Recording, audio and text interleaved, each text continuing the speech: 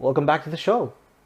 I'm joined again with Ray, of course, and we're going to be talking about some things that I want to rant about. Like I really want to bitch and moan about this Usman, stuff, he man. always wants to rant.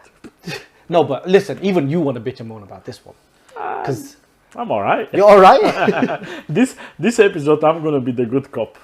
How are you going to be the good cop when this affects both of us? Yeah, but you're gonna rant more than me. So I'm usually ranting more. No, you ranting. No, more. I run more. I definitely. Okay, run I'm more. always the good cop then. Yeah. Tell us what you're smoking, man. I'm smoking Ashton Symmetry Bellicoso, which is unusual for me cigar. I don't smoke a lot of Fuente made cigars. This is made by Fuente basically. If you hold it up to your face, it might be in focus. Do you think people will see it? Is it on focus? Hey, it's in focus. Okay. It's in focus. Okay, so this is a very interesting cigar because 2017, the cigar became number 6 in Cigar Aficionado, top Wow. 25. Wow. That was the year of the Bellicosos. Number 1, Don Carlos. I have the shark. Not typical Bellicoso, but close enough. Then Padron Bellicoso. Then you have Oliva V Bellicoso. Oh. Then you have Bolivar Bellicoso Fino. And then you have this one. So like in top 6, there's a 5 Bellicosos. 5 Bellicosos. Wow. So very unusual year. I remember that year because that year, the Shark came out, and that was a really interesting cigar. Yes. And I really wanted to smoke Yeah. that, so I got a bunch of them. And although it was okay for me, I didn't think it was like the best cigar in the world. But you know who loved it? My uncle. My uncle loved that cigar. So he just took it off me, started puffing on it, and he was like, you know what? Forget your Cubans. Bring more of these. I love this. I'll smoke this with you every day. So again, this is unusual cigar. It's the blend is big mix, so it's not a Dominican Puro or anything like that. It is Ecuadorian Habano wrapper that you can see. It's very rustic, very orangey type of wrapper. You've got Dominican binders, and you have. Sorry, I'm moving the table because you don't need it. I need it. I need it. Yeah. Okay. Very unusual blend on this one, an Ecuadorian Habano wrapper, very rustic, very reddish, Dominican binders and Dominican Nicaraguan fillers. Supposed to be medium to full. We'll see. I haven't smoked. I don't. Oh, you haven't smoked this before? I don't think I smoked this one before. I think I smoked the Robusto, not the Bellicoso. Okay. So looking forward. So what was the Robusto like? I don't remember honestly. It was back in the time probably when they become famous and stuff like that. Oh, so I see. honestly, I don't have any recollection of the cigar. The band looked familiar. That's why I think I smoke it. But yeah, it's very beautiful band. Again, it's very colorful, very shiny. It is a nice looking A band. lot of details on the band, obviously. Yeah. Do you want to know Yeah. what I'm smoking? You already know. I mean, I'm smoking the very simple, very straightforward H-Upper Magnum 46. I haven't smoked these in a while. Tell me a little bit more about cigar now. Well, this one, Yeah. 46 ring gauge. You asked me the same thing. Tell me a little bit more about your cigar. 46 ring gauge, Cuban tobacco binder filler, the whole thing. What kind of tobacco? Cuban. Any variety? I mean, they talk about like Ligero and all that kind of stuff, but it's not in there. It's just. Well, they just Chapman and Ligero, I don't think there's a... no. There's nothing. There's nothing. Like you can't even see any dark leaves in there. In Cuba, the dark leaves are outside. Yeah, but even them. I mean, I like this cigar. So I did a comparison between this and the Siglo 4. It's the same size as the Siglo 4, isn't it? And yeah, the Siglo 4 beat it out. But I still love this cigar. Anyway, let's light this cigar because you've already started lighting yours. So look at him puffing away. Oh, fucking hell. Ray, what is up with these lighters, man? Let me show everyone. Look at this lighter, right? First of all, that's a scary looking lighter. That looks like a gun more than anything, right? And then, what the hell? Listen to that sound. It's multifunctional. Multifunctional in what sense? You can grill your dinner. If you're hungry, you can grill some dove. You kill a dove and grill it. Or frog, or mouse, or rat, or... Fucking hell, man. This is a scary lighter. The problem with this lighter is it just kind of chews through the end of your cigar. And I'll still use it, but I'm scared of it. I'm not gonna lie. Set up to minimum, man. You set up to a low. It's on medium. But listen to the sound Use of the that. side of the light, not on the front. Use it on the side. No, because I kind of damaged the cigar a little bit. I don't want to show everyone. Okay. But I kind of damaged the cigar a little bit, so I'm trying to hide that. I'm trying to hide it. Let's see. There we go. So, what we're gonna... What is up with the Netherlands, man? Netherlands, they've always been weird. Oh my gosh, what is their problem? Like, do you have a cutter which is decent? You don't have a cutter? I don't have a cutter. I cannot believe. left my cutter on the other table. The hell is this? It's a cutter. Okay. It's a cheap cutter, man. I'm not a guy with the flashy stuff, you know. Yeah, he says Cohiba on it. Is it real? Yes, it's like £350, mate. For 1,000 of those. Hey, not bad. Not bad. Yeah. Did a good job. £300 for 1,000 of those. £300 for 1,000 of them. Most likely. So,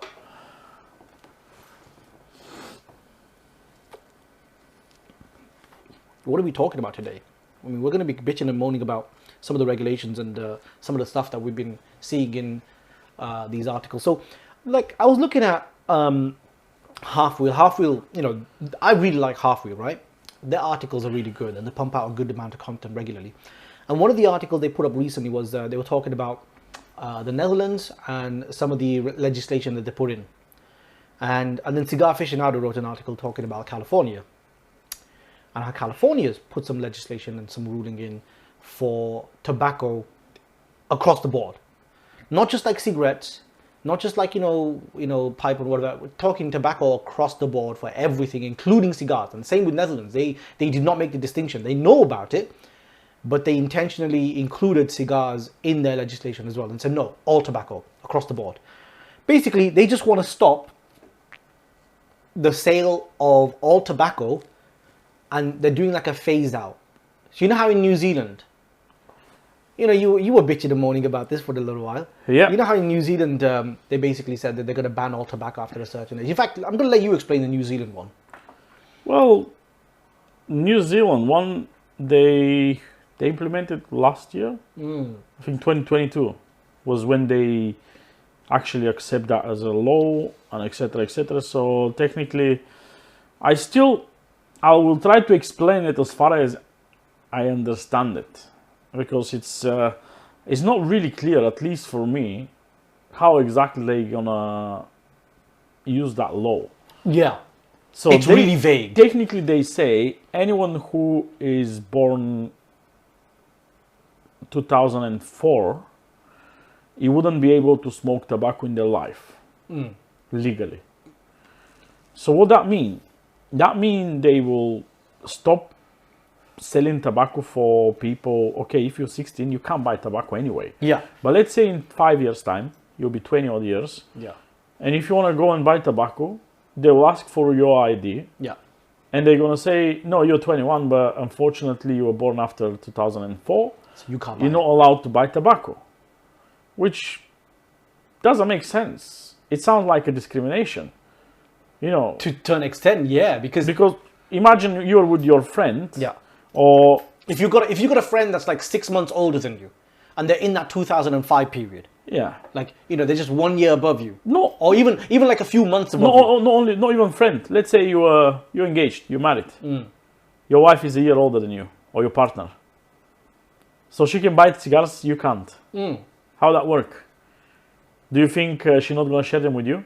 She would be like smoking in your house, smoking in front of you, and you'll be like, "Can I try?" No. No, you're too young. You know what I mean? It's a little bit. I don't know how that would work, because clearly they can't stop people smoking. I mean, older generation would smoke. Imagine people smoking two packs of cigarettes or 2 cigars a day or pipe tobaccos and stuff like that. They're not going to stop selling to those people. No, they want to stop selling to the younger generation. Yeah, but how they implement that? That's the problem. That's the problem. Like, the implementation is so goofy. The whole implementation of it is completely weird. It makes no sense, because you are essentially going to come across a situation where you're cutting off. I mean, I get it. You know, from their perspective, we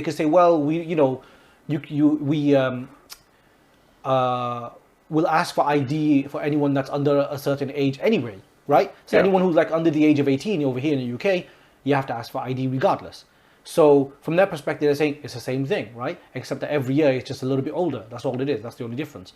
But every single year, you're going to start asking, like, imagine if a 42-year-old walks in after like 20 years of this being implemented, right?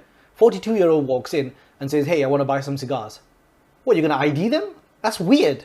Like, It's weird, and also doesn't, again, it's not making sense. It's if you're gonna make it illegal, make it illegal.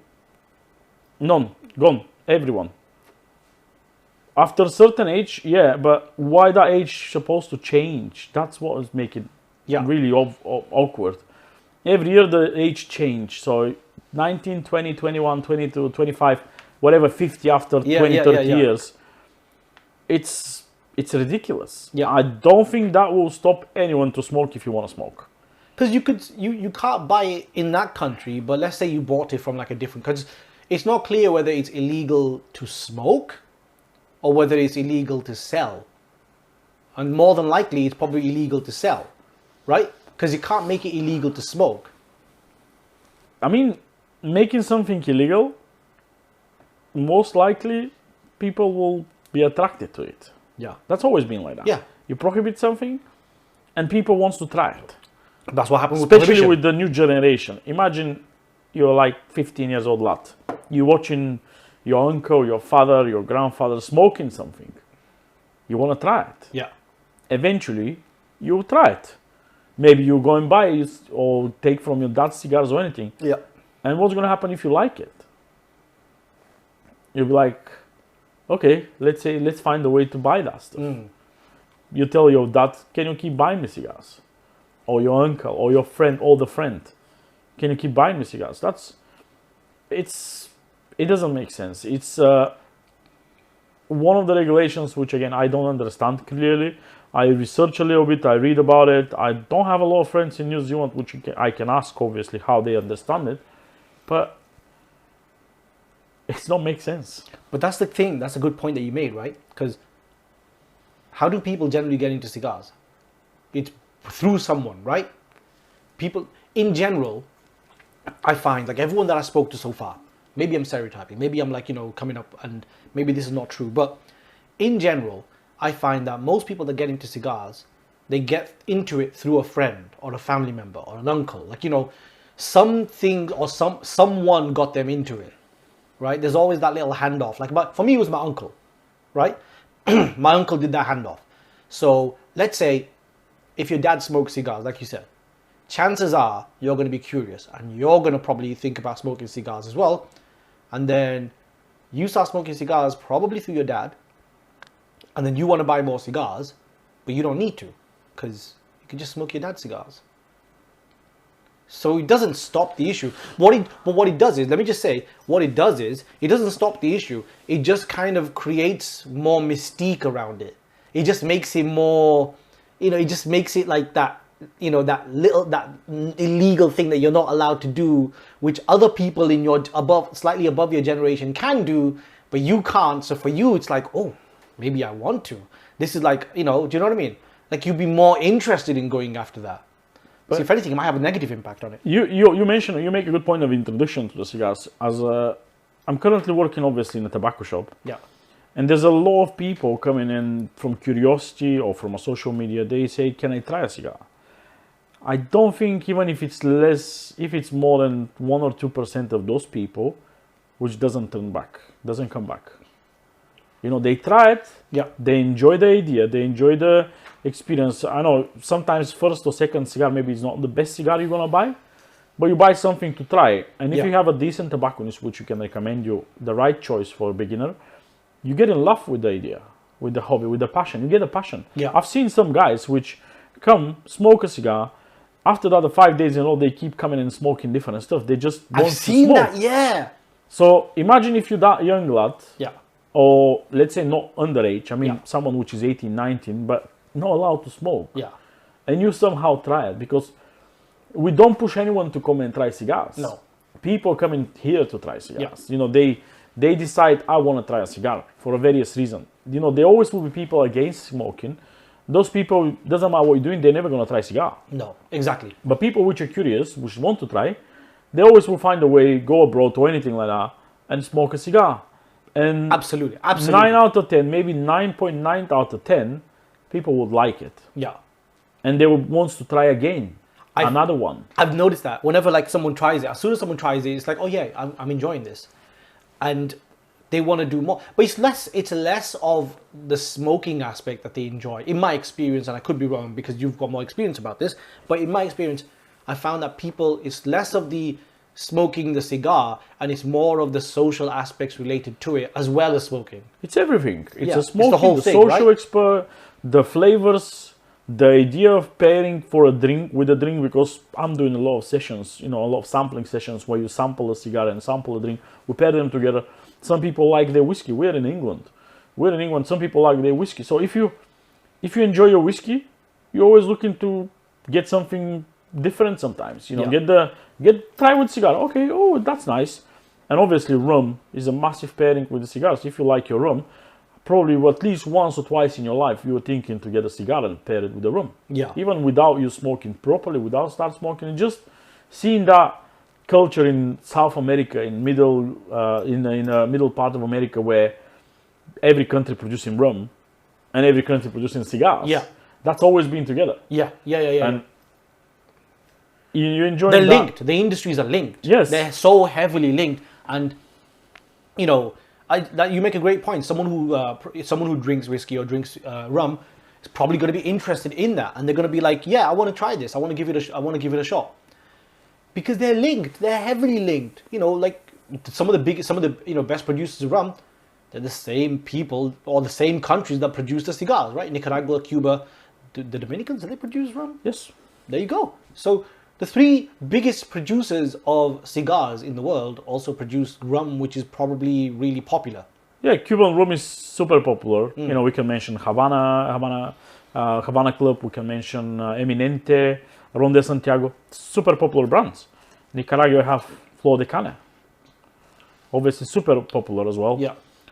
All those countries, they produce in their spirit, and they always been together with the cigars. That's their culture. Chocolate, coffee, cigars. Rum. Those are the 3 things which kind of go so well together. And those kind of stopping people of smoking, it doesn't make sense. I mean, it's like, but I think New Zealand is like,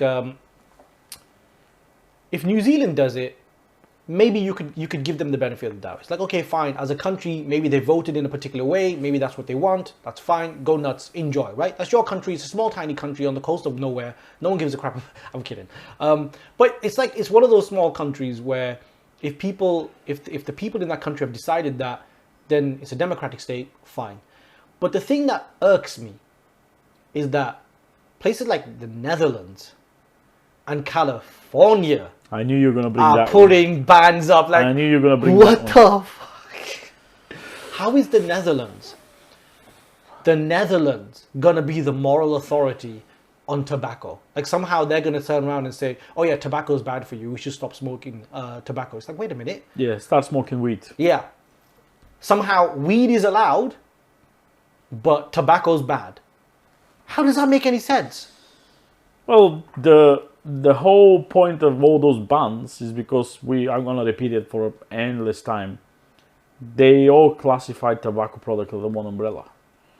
Okay, cigarettes is bad, definitely they're bad. They have chemicals, etc., etc. Which I'm pretty sure the weed as well have chemicals. But I'm not that profound in the weed. I've never smoked weed, so I don't know exactly how they grow it. I've seen some videos and clips, but no idea what they put in the stuff. You could potentially make it like completely natural and in a similar way, but let's just, even if we take that out of the equation, just the thing it is as it is. Like, let me just clarify. I am not against weed or cannabis in any way, shape or form. Okay, I think they should legalize it. I think that it's silly that it's not illegal in this country, and I think we're a bit behind on that. But places where they have legalized it, well done, good for it. I've never smoked it. It's not for me, but I understand and I get that it should be legal because it's just it's just weed, right? Who cares? But it is far worse than just tobacco, even cigarettes. Yeah, if we didn't mention, but if people don't know what we're talking about in Netherlands, let me just clarify Yes, here. go on. In Netherlands, since this year, since 2023, people are not allowed to smoke anywhere indoor or close to some different places. They're allowed to smoke only in their houses. There's no even tobacco lounges. There used to be, every shop used to have a good tobacco lounge. I've been numbers of time in different shops in Amsterdam, in Rotterdam, and there is no, now all those lounges, they closed. Closed, yeah. They close and they're not allowed to provide sampling lounge or smoking lounge, whatever they call it in Netherlands, Yeah. for their customers. And again, you have the coffee shops where you can go and choose like 15 different types of weed and you can smoke it and you can do whatever you want. Yeah. But not as cigars. And that's Netherlands, where it's one of the most democratic countries probably in the world, or used to be, Yeah. 20 years ago. They were the first country to legalize euthanasia, weed, prostitution, all kind of stuff like that. Yeah. It's a liberal place. It's a liberal place, but somehow tobacco is like considered a complete negative. Like, but here's the thing, right? Even if you just compare it as cigarettes to cannabis, just that, cannabis is way worse. Because cannabis does one fundamental thing that tobacco doesn't, and that is it impairs your mental state. Like, you're not allowed to drive under the influence, right? You know, That's illegal. Like, think of it this way. You could smoke as many cigarettes as you want. You can still drive because your mental state hasn't been impaired. You can still drive. You can still operate heavy machinery. You can still do everything. You can still have like a conducive and, effective social life and all of those things. You can still go to work. You're not going to get fired for smoking a cigarette. You can do all of those things. But if you come to work under the influence of cannabis, chances are you're going to get fired in a lot of places. If you try and drive under the influence, you're probably going to either cause an accident, hurt someone, maybe potentially kill someone, or you will get arrested for it. You know, back in the time when they actually the people voted for legalizing on marijuana, etc., etc., they were using in their defense the alcohol. Yeah. Because alcohol, same, you can't drive under influence of alcohol. Yeah. You can't go to work under influence of alcohol. Yeah. But it's legal. Yeah. I mean, you can get all kind of types of alcohol. Even recently, I've tried some shots of absinthe with 90% alcohol, which shouldn't be legal, to be honest. But they selling them. Wait. Don't just casually brush past 90%. What the fuck? Explain that. No, it was absinthe is a strong drink, and I was on a specific event. Oh, you on a bender? A specific event where I've tried shot of absinthe, which was 92% alcohol.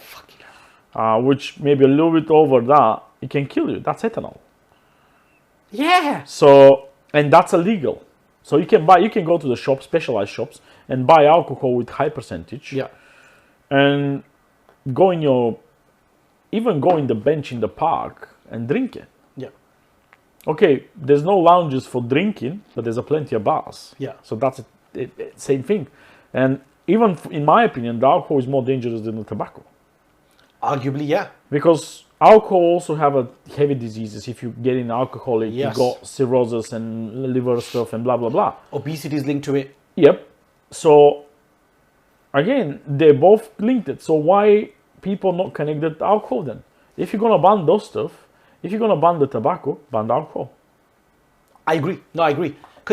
So, here's the thing, right? If they're talking about health benefits or health issues, alcohol as it is, and even obesity as it is, kills more people than tobacco does. That's genuine proof. Yeah, that's a fact. Yep. What are we gonna do? Ban food next? Well, sugar. That kill more people. Should we ban sugar? No, but people can't ban sugar. But you see what they're doing. They increase the tax for the sugar, for example. There's a sugar tax in UK. Yeah. They increase the tax on the tobacco. I'm not okay with that. But if that's a way to keep the stuff legal, do it. I'm fine with that. I mean, I'm not fine with it, but I'd rather have that than a ban. And also, I don't know, New Zealand is a small country, a relatively small country. I don't know, about 2-3 million people live in New Zealand, maybe even less than that. Maybe they don't make enough money from taxes from tobacco. But big countries like States, like Germany, England, I mean, decent sized countries, they make a lot of money from tobacco tax. Yeah. I mean, even in UK, that's like close to £400 per kilogram tobacco, just the tax. Yeah. And imagine the amount of tobacco. Even today, I read in the news, they will increase the tax on the cigarettes. So every box of cigarettes will go up with pound and something. I mean, how many billion boxes of cigarettes they selling in the country every year, and that's a £1 on top on the current tax. Precisely. So you're making billions of something, Yeah. and you want to ban it because someone tell you or studies tell you that's bad. Okay, the alcohol is bad, wheat is bad, Yeah. sugar is bad, processed meat is bad. Yeah. Vegetable oil is bad. Yeah. I mean, listen, I'm gonna make a potentially controversial statement, but vegetable oil, sunflower oil, rapeseed oil, all of these seed oils, they're probably far worse for you than tobacco ever has been. Period. Like there's no way that those types of oils are anywhere near, or tobacco is anywhere near as bad as the health impact that's been caused by these types of oils in food. Because you can look at the trends. Like honestly, you can look at the trends. I mean, I know it's it's linked. Like you can see the trend in obesity and health issues and heart disease and all of those things, right? As you follow the graph, it's linked entirely on consumption of those oils. It's like literally next to one another. When you put them side by side, you're like, oh, okay. The dates and times. It's like that's too much to be a coincidence. It's a lot of stuff which are bad, obviously, Yeah. but my point let is, people do what they want. Exactly. Let people what they want. Okay, you put your regulations on the packaging, on the boxes, health warnings, even on the bottles of the alcohol, you have the what amount of alcohol you're supposed to consume to be okay or whatever. Okay, put all kind of stuff like that. Most of them nobody read them anyway. No. But if you want to do it, put your tax on those products. Yeah. Raise the tax even if it's needed. But leave the people to choose how they want to live their life. Exactly. So why? Okay, but politicians. I haven't voted for these guys who do that one. Yeah. Even if you vote for the other guys, they'll take your vote and they'll do the same. Basically, yeah. There's a very good song from Motorhead. People want to listen to it. We can mention it on the comments there. If someone wants, I can tell him the link. It's all about the politics. Motorhead. What's the song called? Politics. Is it called Politics? Correct. Okay. The song is called Greedy Bastards. You actually looked it up right now, yeah? Yes. I forgot the name on the song, but it's all about the politics and everything, and it's a lot of true stuff in that song. Honestly, politicians, in my experience, and what I find is, politicians, people that work in people that work for the government, they're all just pencil pushers. But those people who pay their salary We do. with our taxes, Yeah. let me choose how to spend the taxes then. Well, technically we are through them because they're still citizens of the country. Yeah, but I want to pay my tax on tobacco. I'm happy buying tobacco and paying the tax. Yeah. Why I can't do that? Because someone say it's wrong. Well, there's another person who say it's not wrong. There's a lot of studies, even in the UK, in the US, a lot of studies. There's a huge study. FDA did it. Yeah, FDA now they probably will try to separate the cigarettes and cigars, but I know there's a big document collected by one of the guys in the industry, Lito Gomez from LMD. Yeah. He, as far as I know, he collected close to 300,000 different pages of studies in the last 30 years or 40 years. Lito Gomez. Yes, Okay. regarding cigars, specifically cigars, different studies from universities, organizations, all kind of stuff like that. And he tried to send them to the FDA to prove them wrong, that They don't want to cigars are actually not cigarettes. And he tried for like a couple of years, because imagine how big are 300,000 pages. And they say they don't accept them in the electronic document, they want the physical papers. So you need to get a few lorries, ship those thousands and thousands papers, just to take them probably another 10 years to read them. And maybe someone after 15 years decide, oh, okay then. How stupid is that? It's not going to happen though, is it? It's Not not gonna going to happen. happen. I mean, it's complete nuts. But I think that I am going to carry on with this comparison between weed or cannabis, I should say, and tobacco. And the reason I want to continue with that comparison is because the two major places that have put these regulations or these new laws in place are the Netherlands and California, and they're profound in how they've been for cannabis over the last few years, right? Over the last 5 years, they've been like, completely legalizing cannabis and so on. I mean, Canada's completely legalized cannabis as well. But Canada, different game. But California, they're putting this in place. Bring back the Arnie. When Arnie was there, they were smoking lounges. Are there no more smoking lounges? Well, they are, but if they stop ban smoking, there will be no smoking lounges. Basically, yeah, they're going to slowly go down, aren't they? But cigars, for example, right? There's so much culture, there's so much history behind them. It's not just some tobacco leaf that's been rolled up and smoked. It's not like that. It's not like weed. Like weed has no culture. Weed has no history. There's no history. There's no culture behind it. There's nothing. Tell that to the people in Jamaica. It's one fair enough. That's a fair point. I don't know where the weed came from. I just mentioned that because we all know Bob Marley, Jamaica, reggae, stuff like that. But it's not as long in history from a historical standpoint. Tobacco has been around for a lot longer. Tobacco has been used in a more spiritual way far longer. It's more culturally culturally significant. It's more historically significant. I don't know specific dates when actually the weed being started growing and using it in smoking ways, because shamans, they mix tobacco with different leaves, different kind of plants, especially voodoo guys, they all mix stuff like that. How the voodoo's probably super messed up with the weed, man. LSD, man, that's what it is. Well, LSD is not that. It's mushrooms, isn't it? Yeah, so it's just mushrooms. Again, I don't know the story behind it. With that. Okay, that's a good point. That's a good point. Okay, fair enough. I might have to take that one back. Back in the time, Indians smoke all kind of weird weeds and plants and everything. So that's how they discovered tobacco. Yeah. They just smoke it and decide they've been hyped. They feel the nicotine, the rush, and everything, the kicking, and endorphins start kicking, and oh yeah, that's great. So we don't know how the weed started. Maybe same way. Someone decided to smoke that one and see the unicorns in the sky. Oh, look, that's great. Okay, but cigars individually, I think cigars have a more rich history and a more rich culture. I mean, with the Taino people and how they used to use it in their culture, and how they used to smoke cigars as a way of like passage through like into manhood, right?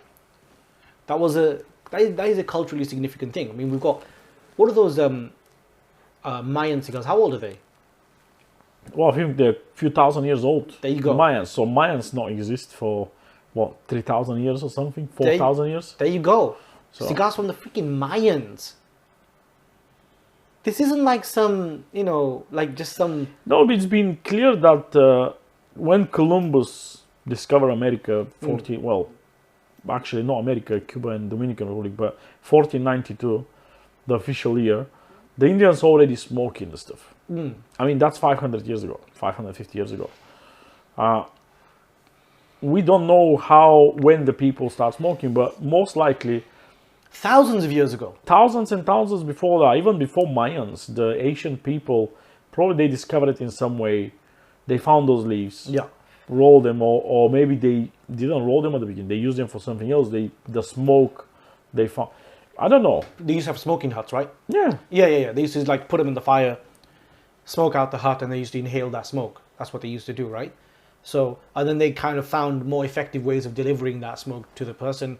And then they, produce cigars and so on. So yeah, there's like a transition and there's an innovation in that regard, building up to that. But I'm going to say weed doesn't have the same cultural history or the same cultural significance. It doesn't have it. It's just something that Possibly no, we don't know. Again, it's not been discovered. Okay, we know weed for like what, 50, 60 years. Yeah. 70. There you go. So it's young. It's a young thing, and it's just like. Basically, it just makes politicians think that they sound cool. Like, oh Maybe yeah, a lot of politicians smoke weed. probably they do. But a lot of politicians smoke cigars too. They do. Maybe not in New Zealand. No, not in New Zealand. What's her name? Or, Jacinda? Or what's... or even in New Zealand, the people who smoke, they're already on that age that Yeah. if they ban 15 years younger people than them, they don't care. No. Again, greedy bastards. I will say one thing though. There's one thing which I think is probably hurting our industry. And this might be controversial, but the idea of cigars being a luxury is probably hurting our industry. Let me explain. So, when you have cigars are, when you talk about, when you, regular people that don't smoke cigars, that don't know anything about cigars, right? Have no concept of cigars. They've probably only seen cigars in like movies and stuff like that, and they've only ever seen that rich dickhead smoking cigars.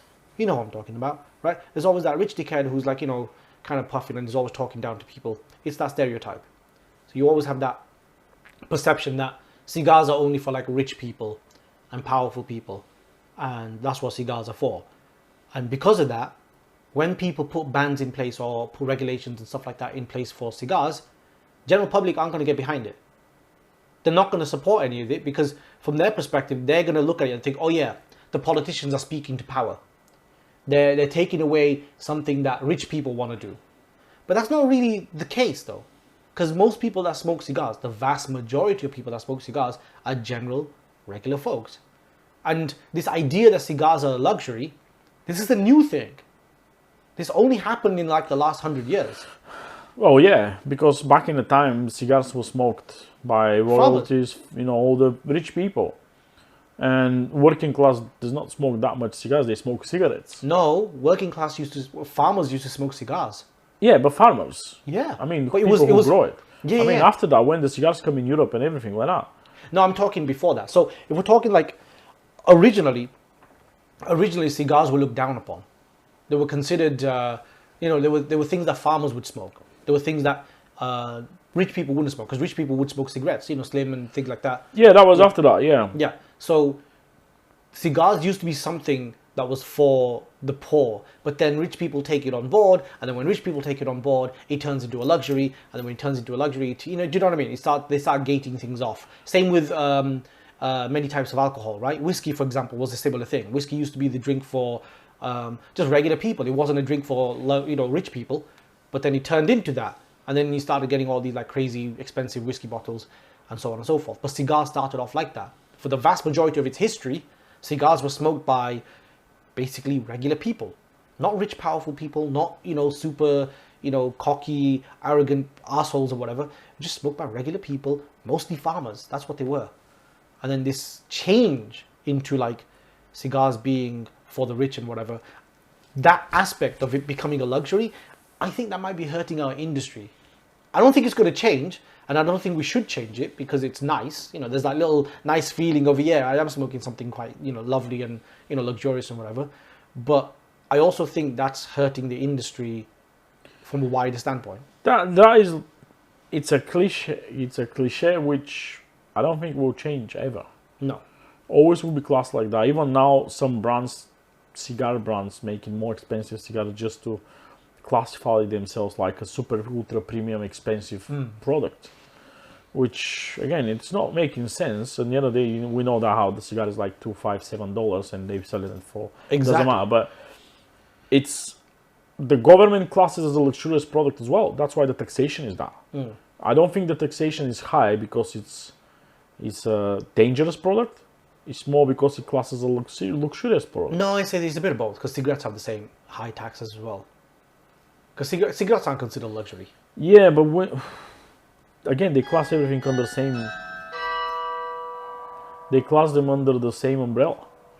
That's the big deal. Everybody class them as the same umbrella. They just say tobacco. They don't say cigars. Yeah. They don't say cigarettes. The good thing is, in this country, we have got a few exemptions.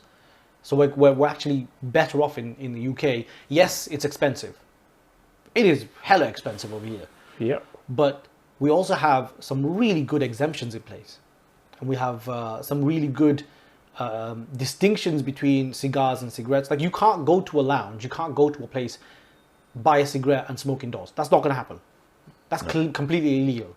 You can't do the same thing with vaping, right? But you can do that with cigars. You have dedicated cigar lounges where you can sample cigars. And that's, for instance, I mean, that's what we're doing right now. We're literally sat indoors sampling cigars whilst we're doing it. So that, I think, is quite a nice exemption. And I hope that doesn't get taken away. I really hope. But I know that, you know, a lot of people are kind of like working hard to keep that in place. But you never know, because it's like every decade, it's some new bullshit that comes across. And right now we're going through that new bullshit. And the new bullshit right now is everyone's jumping on the bandwagon for weed and be like, yeah, this is the new thing. We want to smoke this. Let's make it legal and whatever. And everyone's kind of demonizing tobacco and saying, oh yeah, tobacco is really bad. It's like, wait a minute. How is that not hypocritical? How is that not incredible? How are you not a complete hypocrite for doing that? People just don't have the knowledge. Again, it's all about understanding what is what. Because most people only understand cigarettes. When they hear tobacco, they think cigarettes. Yeah, that's what they think. That's what their parents used to smoke, maybe their partners or whatever. They all know, okay, cigarettes bad, blah blah blah. But cigars, a lot of people don't know what cigar is. They think it's just bigger cigarette. Yeah. When you tell them you don't inhale, it's a different product. They're like, wait, why don't? Yeah. Why do you smoke it? Why then? do you smoke it? If you're not going to inhale it. My favorite answer: why do you eat chocolate? Same thing. Yeah. For the taste, really. I don't think that's the fundamental thing that a lot of people don't seem to understand. They think that, that's a really good point. A lot of people, when you say to them, cigars you don't inhale, they really don't get it. And even the politicians are part of that people. Politicians don't understand the difference. Politicians who don't smoke, when you tell them it's a cigar, they have they don't make the difference. They don't know what's the difference. They probably will rely on some of their advisors and ask them, what's the difference? Some advisor who have no idea probably will go and copy paste from somewhere and tell them, it's a tobacco, no difference. Yeah. Which it's not. It's such a different thing. It's like comparing. It's like saying to someone, a Big Mac from McDonald's is the same as a Wagyu steak. What have you done to that cigar? What happened to your band? Show them the band. Well, I hate it when that happens. They've been clearly glued a lot of the cigar. So now my cigar have a huge hole of the wrapper because of the excessive glue they use in. Annoys me when you do that. In Fuente factory, probably. How many? What's the cigar like, by the way? Because I don't know anything about the cigar. The cigar is a little bit boring. I would say didn't get me anything. I don't think if I want to smoke this cigar again, it's not much interest in flavors. I don't know. It's not. I don't think it's very old cigar. I've got it for a year or so. Yeah. That's a shame. I don't get how the cigar got number 6 in the Cigar Aficionado. I will say this one. Mine is actually pretty good. You know, it's a Magnum 46. I don't think. Let me just. But again, for a big company which theoretically say one of the best in the world, I don't think this is acceptable. Look at a leaf which stay on the. It's a good, I don't know, close to an inch spot of leaf. Yeah. Heavily glued on the band. They just splodged it on, didn't they? Yeah, literally I can see where the band being glued, and the band being basically glued up to here. Why the glue is going there then? Clearly you damage the cigar a lot. Basically they put too much glue on and it's just spread over onto the cigar. Way too much. Yeah. Way too much, and again, if you do decent quality control, I don't think that should happen. But do you know who I think does the best job when it comes to gluing bands on? a lot of companies. Davidoff, I think. Davidoff does the best job. Well, they have one of the best quality controls usually. Yeah. But Davidoff, even when the cigar is cold, you can take the band off and it never damages the cigar. Ever. And their bands always come off clean. Like, you know, like with a lot of bands, when you take them off, it's ripping the band and you got to do all of this stuff and whatever. Davidoff, I've never had that. That's one of the problems here with the bigger bands of cigars. Because you see how big is the band. Yeah. I need to take it off to smoke it. You can see where the band been, basically. Yeah. Band was there. I literally would start burning the band. Exactly. That's why I decided to take it off. Obviously, the heated point is not even close to that. It's not been that much heated. And that's why it happened. Why if it's a small band like yours, let's say the Magnum band, Yeah. you can literally go to the line, and even if it's been glued on the cigar, you open You it. can still take it off, yeah. But this one, Well, can I just ask, right? I'm gonna bitch and moan about this, right? What the fuck is up with these huge bands on cigars, man? Annoys the shit out of me. Like some of these cigars, like the Oliva one, the whole cigar is a band. Psycho, the whole cigar is the band. So many hide misperfection probably. I such don't know. bullshit. Because, like, okay, if you want to make a big band, right? Look at this. Cubans are generally not a good example for anything apart from one thing, which I think they do really well, and that is that if they want to make a big band, they just put two bands on. That's it. They didn't make this into one big band, so that by the time you get here, you got to take it off. Nah, it's two bands. Yeah. So you can take off each one individually. Well, Makes such it's a a difference. marketing. It's a lot of people say they try to hide the imperfections in the wrapper. You know, sometimes you go wrinkles, you go spots, you go all kind of stuff like that, which is not looking good. I don't think that's the case because a lot of the cigars with the big bands, they do look nice even when you take the band off. I haven't seen that yet. They look nice, but maybe there's some big portions of the wrapper on that specific cigar. It's not ideal. You probably pick a good ones, but they're not all of them will be good ones. I don't know. It's a marketing. It's a design marketing. Again, look at it. It's a beautiful band. It's really, really nice, colorful band. I like that kind of stuff. Yeah. But if we go again to the topic today, legislation, regulation, etc., plain packaging. So imagine you need to take off this band and put the plain packaging on it. Oh, that's going to cause so much damage. Yes, but what's going to happen? The retailer most likely will take off that band, will see the damage, and put the other band on top of that. And you're supposed to buy a perfect cigar. And you already buy a damaged cigar, which you might not smoke even. I doubt a good retailer would do that. I think a lot of the good retailers will probably... I don't know, we're not in a country where they put plain packaging, but if you're in a country and if you open... Can't you just send it back to the importer? Because this guy... But could you send it back to the importer? Yes. Well, I don't know if you're taking off the band. But that's government regulation. I think, okay. But the guy who put that band, most likely he messed up a lot of bands. Yeah. Imagine you get a box of cigars and he put like 10 cigars in that box, or 12 cigars. They're all going to be shit. They're all going to be like that. Yeah. And you take off the bands and okay, send it back to retailer. What if it's super expensive cigar and they don't have a replacement on that? Get your money back. Yeah, but if you want to smoke it, then sucks to be you, I guess. Yeah. I mean, no, if you want to sell it. It's just a bad experience. It's just a bad experience overall for everyone. No, you're right. You're right. You're absolutely right. I agree with you. I'm not like, what I'm saying is, when I'm saying, oh, just do this, just do that, I'm not being flippant about it. What I'm saying is, it's a bad experience for everyone. It's like, yeah, shit. It sucks. And also, that kind of band. So, remember cigars, we talked about this a little while ago, and in terms of regulation and not rocking the boat too much, where you have certain cigars which have different branding, like, what's the Fuente? Pussy Juice, right? And you talk about how, we're trying to make cigars which are not appealing to younger audiences, and we're not trying to wait. Because who was the one that got loads of heat about it? Riste. That's Riste from Yassam Kral for Yassam his chunky monkeys or chunkies. Munchies. And also Privada Club, all the exclusive cigars are like that, like Cookie Monster, etc., etc. There's a few other brands which start doing that kind of marketing, which some people say attract the young people. I don't think it attract any young people. No, but they're going to use that as ammunition. Yes. Yeah. So that's the point. So couldn't they use that big band as a point of ammunition as well? Like, oh, you're making cigars look too attractive. No, because you think?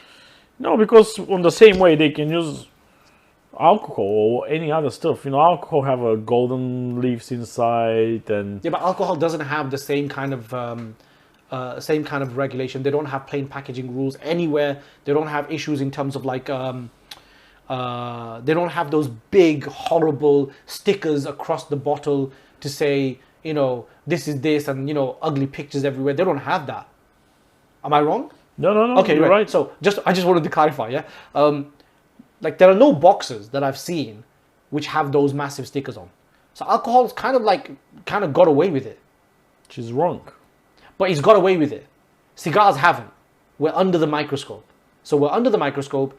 So if we're under the microscope and you're putting these massive fancy bands on your cigars, then isn't that just asking for trouble? You think? You need to sell a product. You need to get from that point, because that bands might be a problem in some countries, but not in others. You need to sell a product, and you need to be different. That's why they create all those fancy, colorful bands, history behind, etc., etc. Whatever meaning the band, because I don't know what that band mean, but some of the bands, they have like houses or names or even people in the bands, and those are the people who create the company, the initials, etc., etc. A lot of examples. But I don't know. That's a good point. I mean, I guess you do have to sell, but maybe you should sell on the back of good tobacco. Well, the taste of tobacco is supposed to be the first thing. No, because I know you're right. No, you're right. Because the first thing you do is you buy with your eyes. Yes, we all know. There's a consumer. Whatever you go and buy, you first buy it with your eyes. Doesn't matter if you buy a car, if you buy a tomatoes, if you buy a salami, you're not gonna buy soft tomatoes. You want the nice red, big or small, depending on the size. You look at the color first. You look at the color of the tomato first before you squeeze your. You go and buy a car. If it's your first car, most likely you choose it by whatever you like. Not if you change like 5 cars, you already have your brand. You buy a shoes. You buy a shoes by the look of the shoes. You have a certain brands which you like. You go and choose your trainers, shoes, whatever. Jacket is the same. You buy it based on the look, and then you have a look whether it feels comfortable or not. Yeah, I get that. Okay, yeah, I get that. Okay, I mean, I still think that a huge band on a cigar